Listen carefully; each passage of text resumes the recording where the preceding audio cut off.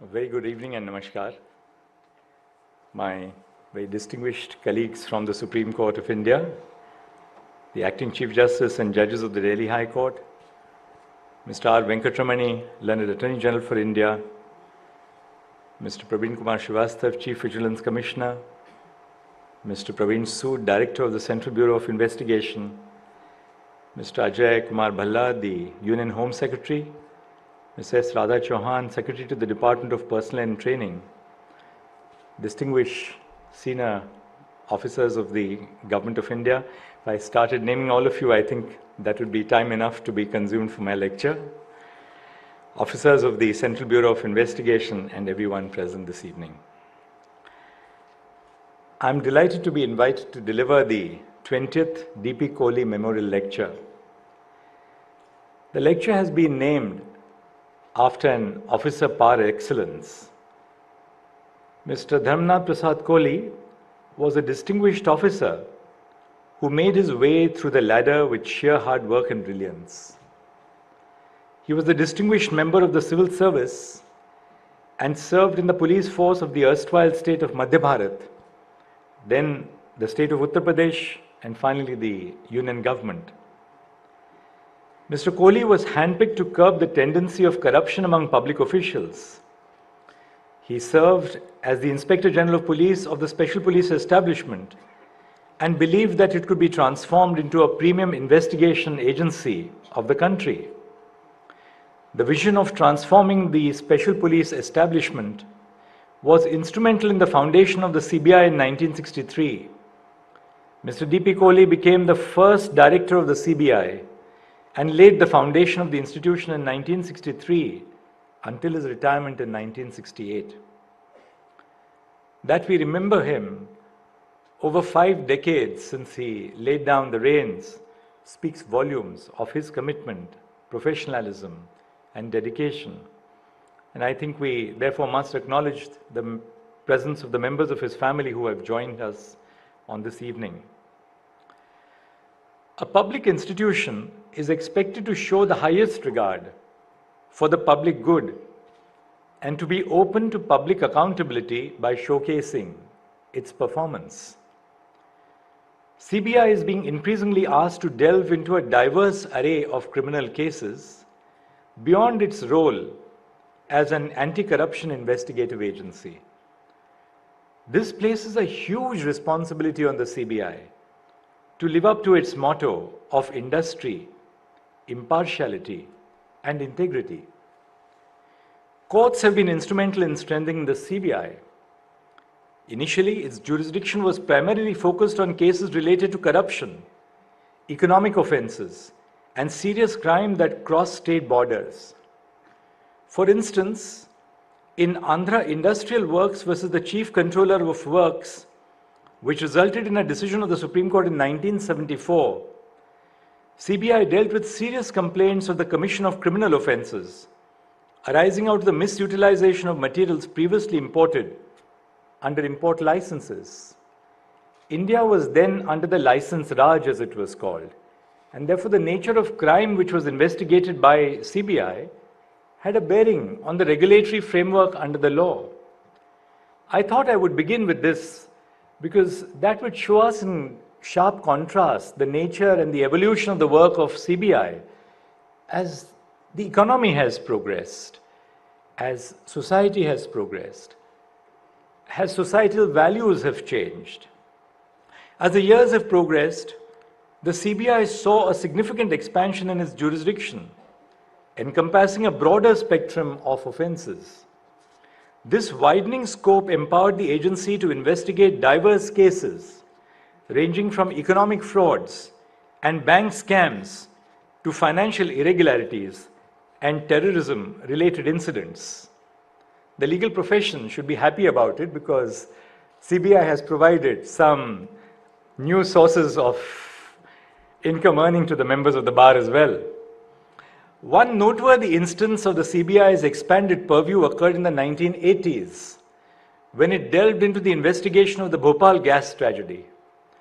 This catastrophic human tragedy, marked by the leakage of the deadly methyl isocyanate gas from the Union Carbide pesticide plant, resulted in thousands of casualties and widespread environmental devastation. A pivotal moment came in 1997 with the judgment of the Supreme Court in Vineet Narayan versus Union of India, popularly known as the Jain Hawala case. This judgment reshaped CBI's institutional framework and laid the groundwork for its transformation into a premier investigative agency. Central to this overhaul was the introduction of a guaranteed tenure for the CBI director, a crucial step towards insulating the agency from external influence and ensuring its autonomy in carrying out its mandate. The ruling also established a distinct directorate of prosecution within the CBI, with the goal of improving the efficiency of the agency's prosecutorial duties. This structural reform underscored a commitment to strengthening the CBI's capacity to handle complex legal proceedings and uphold the rule of law. Crucially, the verdict also emphasized the need for the Central Vigilance Commission in ensuring efficient functioning of the CBI.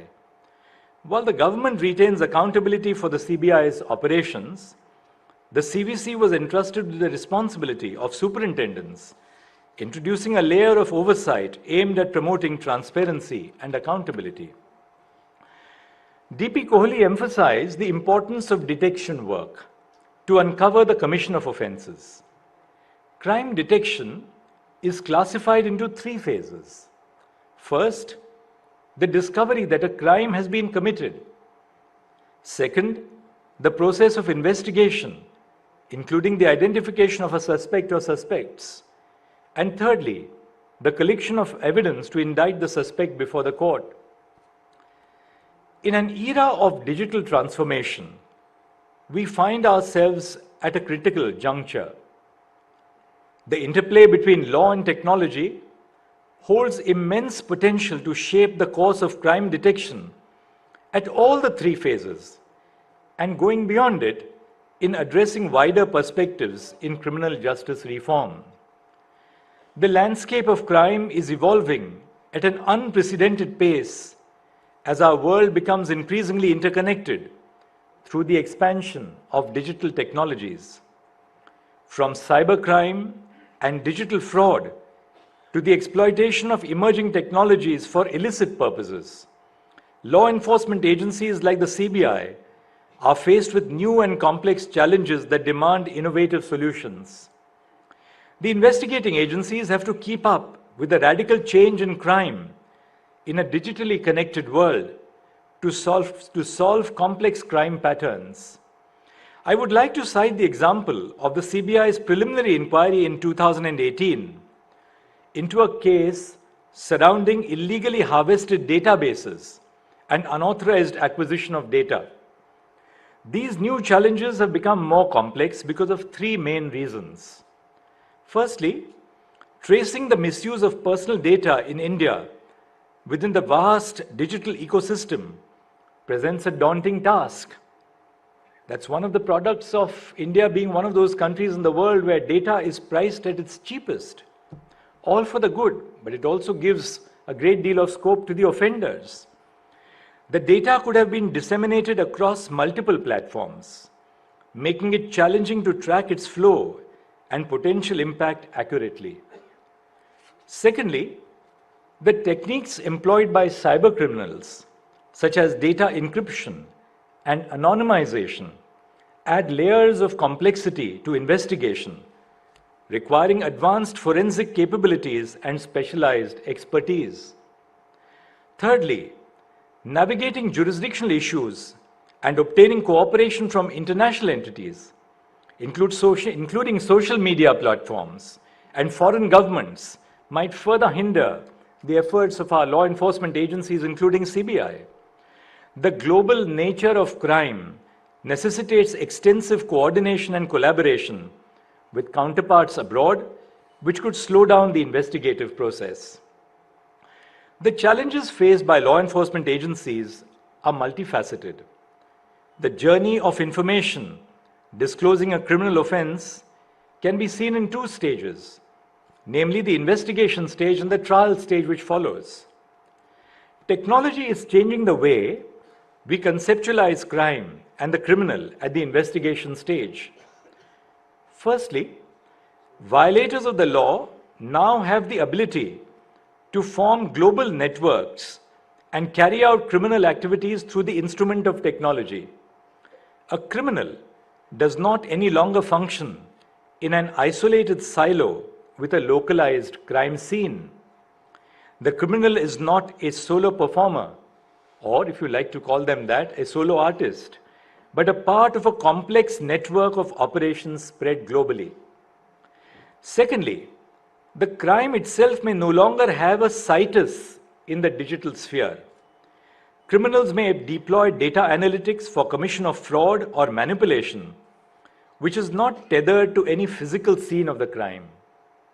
Third, the criminal act is no longer a solitary act which causes damage to the victim of crime in one fell swoop. The acts are numerous, and no single act can be complete in itself without regard to the totality of the acts which constitute the violation. To deal with these innovations in criminal activities, India must rethink its investigative framework. The practice of allocating a case to an investigating officer and her local team for investigation must be relooked to meet the challenges of sophisticated criminal networks. We can do this by completely re-engineering the national response to crime and our approach to criminal investigation by forming multidisciplinary teams consisting of law enforcement officers and domain experts, including data analysts. These teams would draw from the expertise of their members and refine their investigative work. Multidisciplinary investigative teams can deploy unique approaches and pattern recognition in a seamless manner over a fluid investigative landscape. The CBI can be upgraded by reassessing the challenges of our changing times and by making structural reforms in CBI. Criminal investigation is, in other words, not just about crime. It needs a robust understanding of new structures of business and finance, together with the evolving challenges to security which are faced by our nation. The legislation of 1963 operates in a radically different world today, both domestically and on a global stage. At the heart of the digital transformation lies the need for a nuanced understanding of the ways in which technology intersects with the legal framework governing our societies. From issues of jurisdiction and privacy to questions of accountability and transparency, the integration of technology into our criminal justice administration requires careful consideration of the ethical, legal, and societal implications at play. As we navigate this rapidly evolving landscape, it is essential to recognize the dynamic nature of technology itself. What may be cutting edge today could be obsolete tomorrow, necessitating a flexible and adaptive approach to the integration of technology with the administration of criminal justice. This requires a willingness to embrace emerging technologies. But going beyond it, this requires an institutional commitment to ongoing training and career education to ensure that the law enforcement officers remain equipped to leverage these tools effectively. Under the auspices of the Department of Personnel and Training, CBI has undergone significant reforms aimed at enhancing its investigative capabilities. Central to these efforts is the establishment of the Network for Evidence Tracing, Research and Analysis Lab, which is called NETRA, equipped with cutting-edge digital forensic tools and manned by skilled technical and executive staff. NETRA represents a leap forward in CBI's ability to analyze electronic evidence, including mobile devices, cloud storage, and e-discovery. By developing a pool of skilled digital investigators and leveraging actionable intelligence from electronic footprints, NETRA plays a crucial role in expediting the investigation process and delivering justice swiftly and efficiently. And as head of the Indian judiciary, I would like to compliment these unique initiatives which are being adopted by the union government and by its dedicated team of domain experts. In the realm of criminal justice, the delicate balance between search and seizure powers and individual privacy rights stands at the cornerstone of a fair and just society. At the heart of this balance lies the need to uphold due process while ensuring the effective functioning of law enforcement agencies. Section 94 of the newly enacted Bharatiya Nagarik Suraksha Samhita 2023 and Section 185 of the Bharatiya Saksha Adhiniyam 2023 grant courts and law enforcement the authority to summon documents and materials, including digital evidence, deemed necessary for investigation. Instances of raids conducted and incidents of unwarranted confiscation of personal devices highlight the pressing need to strike a balance between investigative imperatives and individual privacy rights. A petition was filed in the Supreme Court highlighting the absence of well-defined legal frameworks governing the procedures for electronic device searches and seizures. The Supreme Court directed union agencies to adhere to the 2020 CBI Crime Manual on digital evidence until formal guidelines are established. And this was in the Foundation of Media Professionals versus Union of India in an interim order of 14th of December 2023 by Justice Sanjay Kishan Kaul and Justice Sudhanshu Dhulia. Brother Sudhanshu is part of the audience this evening.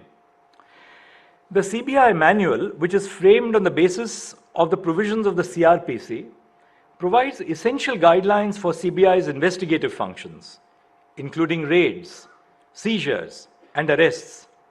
It emphasizes the importance of scrupulous adherence to established procedures and introduces accountability for deviations. The CBI manual mandates the provision of hash values for confiscated digital devices like mobile phones and laptops during investigation. Hash values, akin to electronic fingerprints, are generated under the Information Technology Act to safeguard the integrity of seized electronic devices.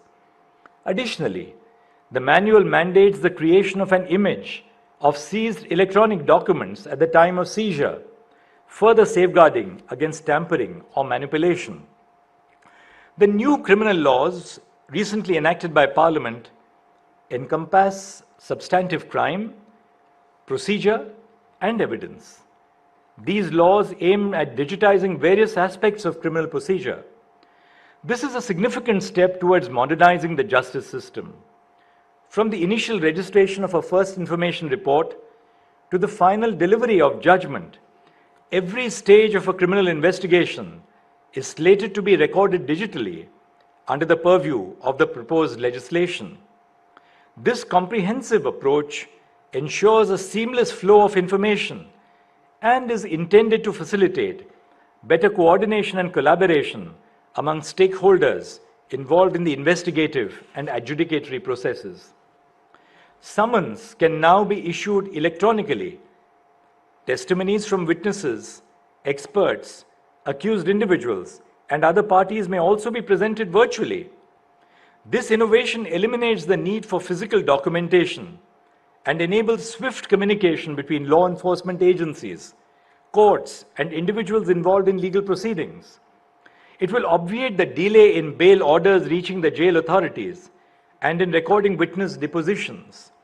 Similarly, the authorization for presenting testimonies virtually opens up new avenues for participation in legal proceedings, allowing contributions to the process from remote locations. So the new law then creates new facilities and possibilities for the use of technology for recording evidence through video conferencing, as and when possible.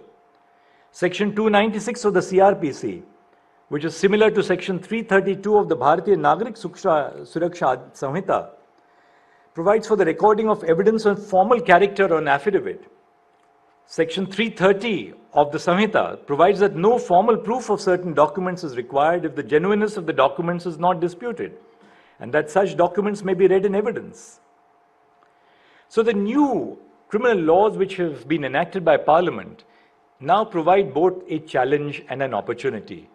And I think it is important that all arms of the criminal justice administration, the law enforcement agencies, the courts, and all other stakeholders, including the forensic science labs, must collaborate together by holding training programs so that we understand and appreciate the problems which we face and the challenges which we have to confront.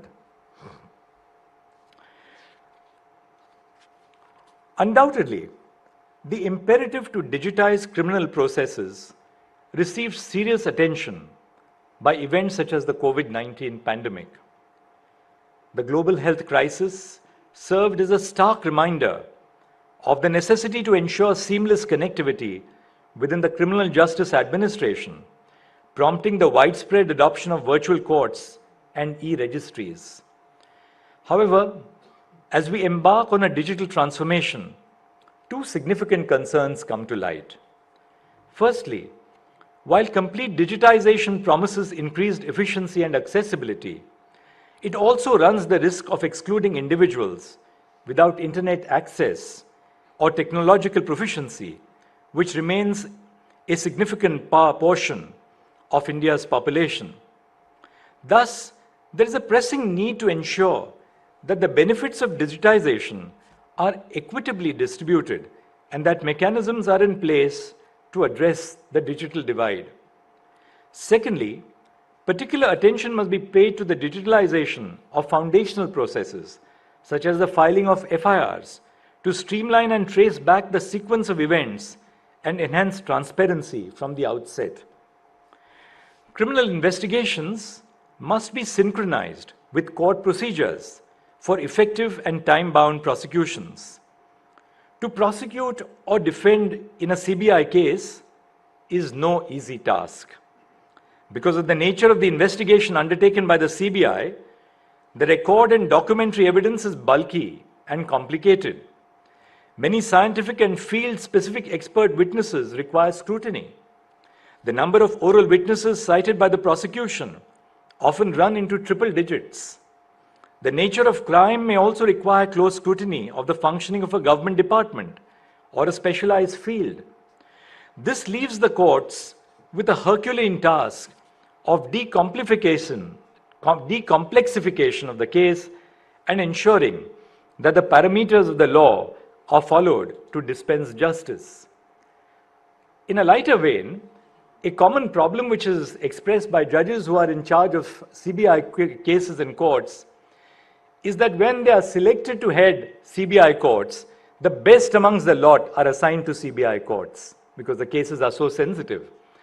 But because of the slow nature of the disposal, most of the judges or many of the judges who are assigned CBI courts fall down in comparison with the rate of disposal of their peers in other parts of the judiciary. As a result of which begins then the process of submitting representation when their own career advancements are in issue. Another problem which is faced by our courts is that the special courts which are created to man CBI cases are really just new avatars of existing courts. When we seek to create special courts for CBI cases, or for that matter other new legislation which is being increasingly enacted by Parliament, we must truly set up new courts, technologically efficient courts, and not just try and convert existing infrastructure to fill a new label. That will be really the challenge which we have to face if we have to change the whole face of the administration of criminal justice. The challenge now lies in disposing of CBI cases in a time-bound manner, despite the enormous challenges of complexification, pendency, and the examination of witnesses. This is because, first, the Premium Investigation Agency deals with crimes which impact the national economic health.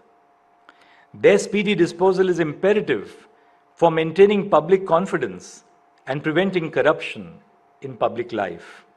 Second, the accused in CBI cases are charged with serious violations of the law. The justice delivery mechanism must be swift. The life of the accused is altered and their reputation is also significantly hurt when they are accused of an offense. Delays in the disposal of cases therefore become a significant impediment in the process of justice delivery. Delay in prosecutions is one of the common and grave concerns of the justice delivery mechanism. Anyone acquainted with court procedures would acknowledge that the examination of witnesses in a criminal trial is a time-consuming process. Delays in examination lead to derailment of the trial. Expert witnesses may need to unwrap the working of a scientific process or the inner workings of the process in which corruption is alleged, which is also time-consuming. The need of the hour is to recognize the complexity of CBI prosecutions and to leverage technology to avoid delays. Our challenges today and tomorrow require an institutional commitment, a commitment which requires dedicated finance to upgrade infrastructure, synergies between different wings of the criminal justice administration, and calibrated strategies to train all the personnel to understand the rapid changes in the environment. A multi-pronged approach must be adopted to integrate technology with court procedures to obviate the delays caused in CBI prosecutions. This would ensure that the severity of the accusation, coupled with excessive delays in CBI courts, does not translate to a presumption of guilt. In preparation of this lecture, I thought that the best inputs which I could get would be from some of our district judges who have presided over CBI courts. And I thought I'd just have an informal conversation with them. One little input which I got from a senior district judge was that the cases before him spanned a whole spectrum from rupees 300 to rupees 1 crore. And he says, I asked the special prosecutor that is rupees 300 really worth the CBI contesting the litigation? And the answer was, well, 300 was what came to light. And usually speaking, the crime comes to light only when a deed is not completed or the demand has not been met. But I think it's important for us, both in the context of not just streamlining the courts, but also promoting the efficiency of the CBI as an investigative agency, to pick our battles. I think we have perhaps been spreading our investigative agencies too thin over the years, despite the rapid change in the environment. Our premier investigative agencies must concentrate their attention and efforts on that class of crime which truly threatens the security of the nation, public order, or the economic health of the nation. Allowing our investigative agencies to spread themselves too thin would really pose a serious challenge to the personnel who man the agencies, because the number of personnel is obviously limited. So many of the officers who work in the CBI, as the director was telling me, come on deputation. The force consists largely of officers on deputation. Many of the problems which I have highlighted can be resolved by creating a natively digital environment, from investigation to witness examination and final disposal. From the inception of the case in the form of an FIR, we must imagine the role of technology in facilitating speedy and fair trials.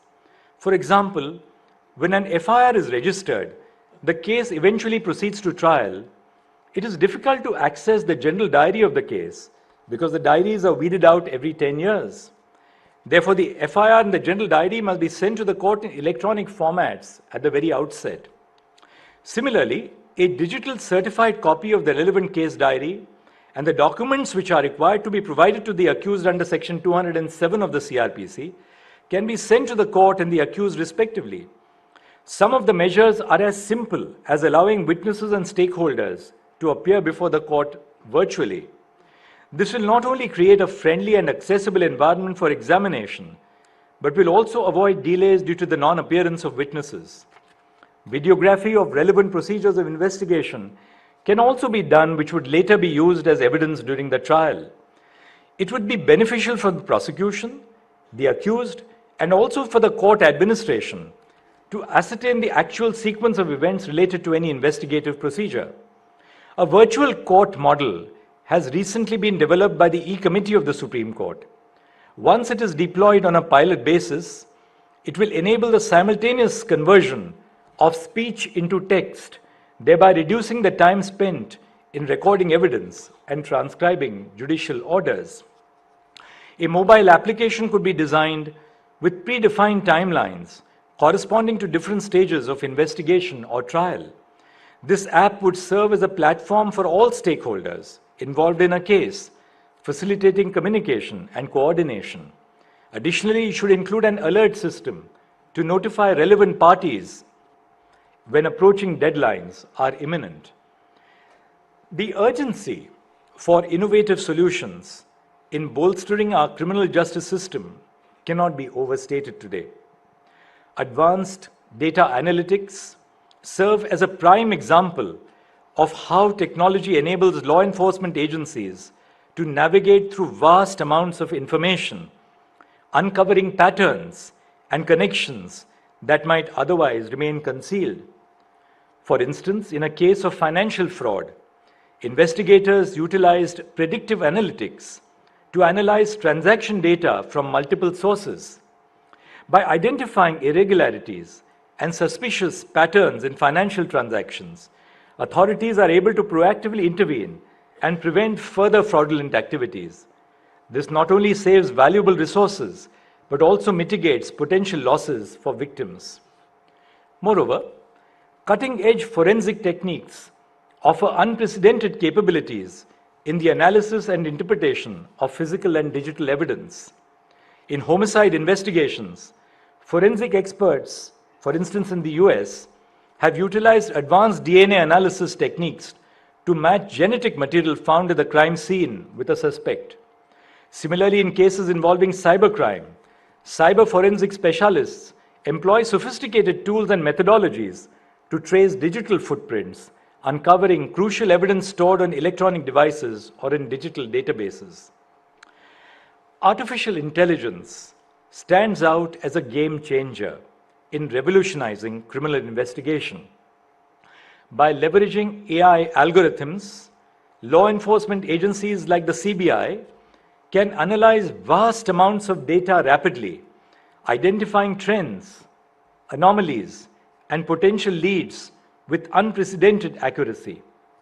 For example, in a human trafficking case, AI-powered algorithms analyze social media data to identify patterns of suspicious behavior and communication among potential perpetrators. An identification tool has empowered law enforcement to identify more than 17,000 children who have fallen victim to sex trafficking, resulting in a 63% reduction in investigation time.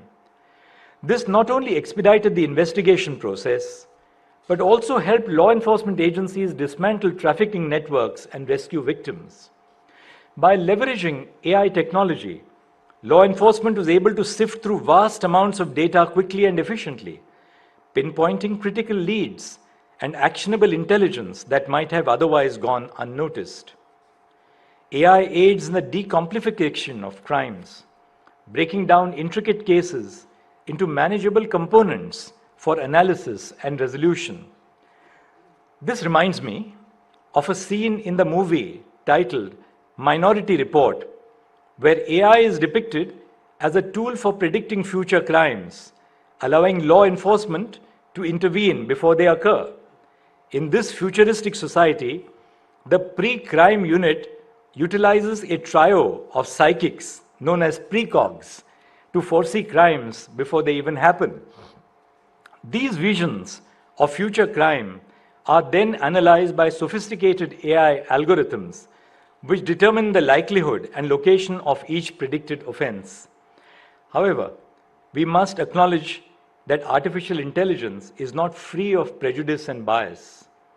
Because of skewed data, AI may lead to community-based profiling of marginalized social groups as having a greater predictability towards crime. This may not only abuse the privacy rights of individuals, but also lead to disproportionate targeting of social groups. AI is a gift which must only be wielded with ethical boundaries. While this portrayal may seem like pure science fiction, it reflects real-world efforts in predictive policing. Across various jurisdictions worldwide, law enforcement agencies are harnessing the power of AI and data analytics to forecast criminal activity and allocate resources. In embracing the capabilities of technology, we reaffirm our commitment to the principles of fairness, equity, and accountability. By leveraging these tools responsibly and ethically, we ensure that the benefits of technological advancement reach all members of society, regardless of their background or circumstance. However, it is imperative to prioritize ethical considerations in the utilization of these technologies as well. Clear guidelines and safeguards must be established to prevent misuse or abuse of AI and other advanced technologies, safeguard privacy rights, and address biases that may inadvertently arise. By doing so, we can build trust and confidence among stakeholders and uphold the integrity of our justice system.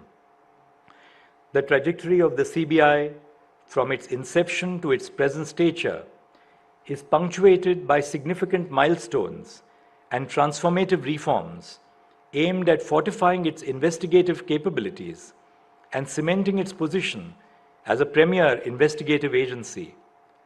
Leveraging advanced data analytics, cutting-edge forensic methodologies, and artificial intelligence offers unprecedented opportunities to bolster crime detection, investigation, and prosecution.